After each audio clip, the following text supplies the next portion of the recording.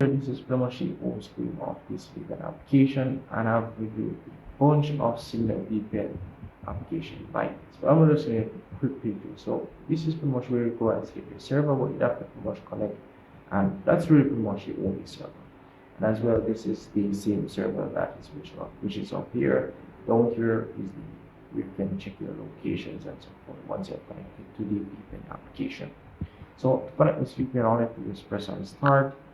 We'll stay pretty much connected, and it will take a while. Let's give it some time for this application to connect.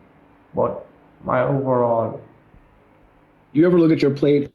so once you're pretty much connected, as you can see, it will tell you this, and if I do go back, it will show you that you're pretty much connected. So I've reviewed a bunch. You ever look at your plate and think, there's no way I'm logging off? All of them are pretty much the same and do operate the same. So either the connection time that you get is pretty much low, where you have to watch a bunch of ads to pretty much stay connected, which is crazy. It will give you like a 5 minute connection time, and you have to watch the ads to get connection time that only gives you 10 minutes, which is pretty much crazy. As well, their servers are only in the United States, and their servers are not that fast. They're pretty much average, or if not even slow for some of these applications, and sometimes they don't even connect. So I do recommend you not trying to use these VPN applications because it's not very good, I would say.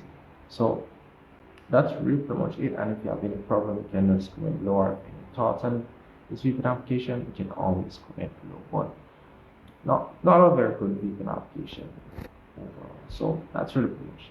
See you guys in the next.